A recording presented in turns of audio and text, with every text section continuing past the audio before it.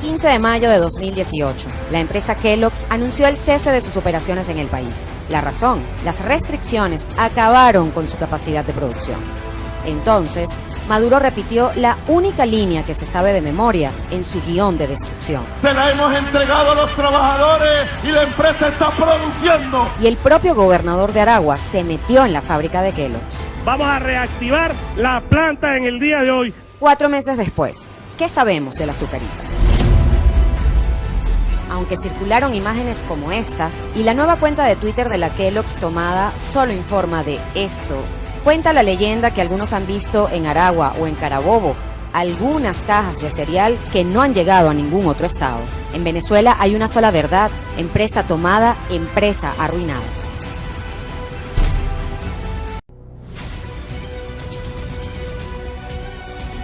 Al grito de exprópiese, Hugo Chávez anuncia la toma de una de las empresas de productos lácteos del país. El gobierno de Hugo Chávez concretó la toma el 14 de marzo de 2008. Aquí no se va a ir nadie, a menos que alguien se porte mal y empiece a tirar piedras. Y como era de esperarse, la producción bajó. No hay materia prima, y sus trabajadores fueron engañados por unas mejoras que nunca llegaron. Los trabajadores sin uniforme, se nos adeuda pasivos laborables. 10 años después de la expropiación y con la desaparición de sus productos de los anaqueles, los farsantes no se cansan de mentir. Fedecámara, Concecomercio y Venanción están detrás de la guerra económica contra el pueblo. Lácteos Los Andes es otra confirmación de que en Venezuela, empresa tomada, empresa arruinada.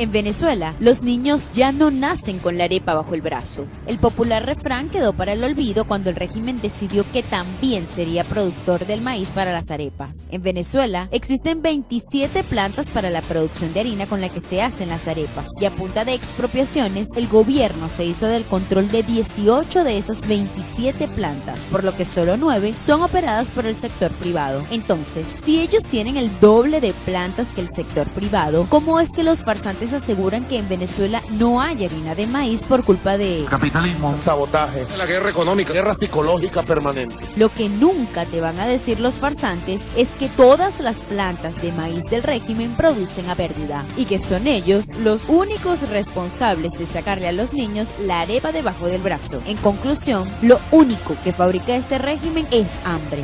vamos bien.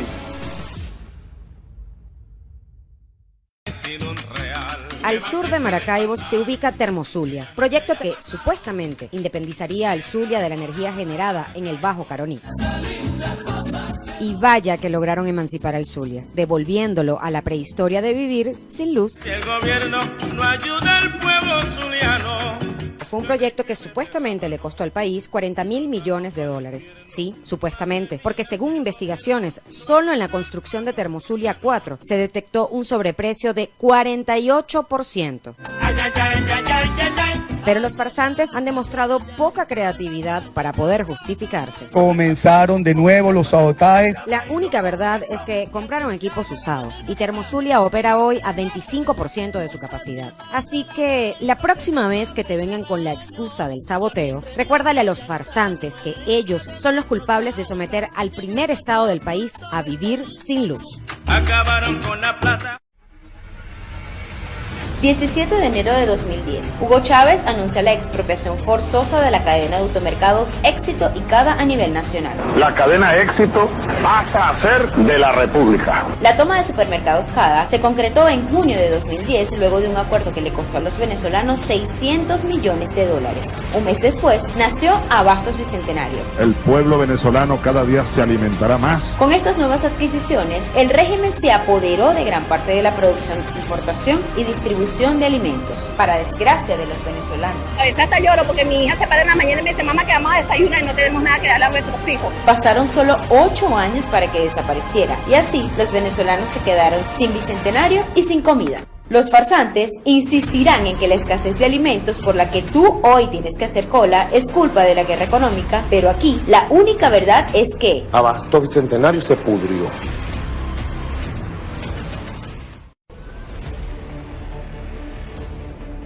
Hacienda El Charcote. En los 90 producía 1,25 millones de kilos de carne al año. Expropiada en 2004, para mayo de 2009 la hacienda no producía ni una res. Expropiación de fincas al sur del lago. ¿Quién no recuerda a Juan Carlos Loyo con el arma en su cintura tomando 47 fincas en el sur del lago de Maracaibo? Tan solo 9 meses después del show, la producción de carne había caído 25%. Hato Piñero. Para el momento de su expropiación se entregaron 13.000 cabezas de ganado. 5 años después, ni siquiera le habían pagado el hato a sus dueños. Hato el Frío, expropiado en 2008 con 25.000 cabezas de ganado. 2 años después, los trabajadores reportaron que las reses habían sido sacadas del hato ilegalmente para ser sacrificadas. Esta es la ecuación de los farsantes. Tomaron 5,8 millones de hectáreas y en paralelo a cada expropiación aumentaban las importaciones de alimentos. Y hoy lo único que los farsantes producen en el país es desolación y tristeza.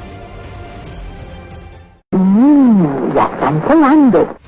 ¿Quién no se acuerda de este comercial? El Café Fama de América, con más de 100 años de tradición en el país, se convirtió en un recuerdo lejano cuando en el año 2010 fue expropiada. Y aplicamos desde este momento la medida de ocupación temporal. Y no hay que ser adivino para saber qué pasó con Fama de América. En 2017 no producían ni 600.000 kilos de café, cuando antes producían 12.000 toneladas. Con la misma suerte corrió Café Madrid. En mayo de este año solo produjeron 7.749 kilos. La empresa está en quiebra. Los venezolanos temblamos cada vez que escuchamos a los farsantes decir: ¡vamos a expropiar!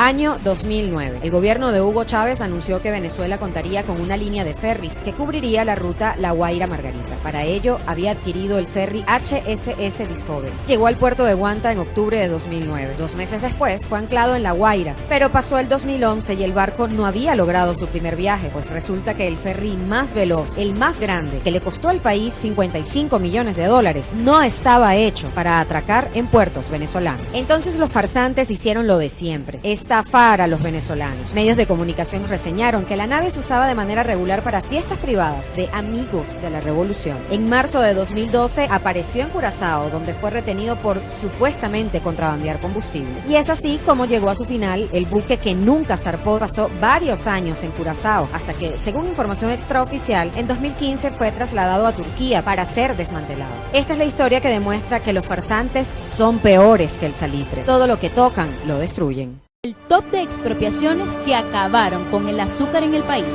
4. Central Azucarero Cumanacoa, expropiado en 2005 y 6 años después, solo produjo el 50% de su meta. 3. Central Azucarero Cariaco, expropiado en 2009, producía más de 63.000 toneladas de azúcar. Para 2011, solo llegaron a producir el 11% de esa cantidad. 2. Central Azucarero Motatán, tomado por la Guardia Nacional en septiembre de 2006. 6 años después, producían menos del 10% de la capacidad instalada de la planta. 1.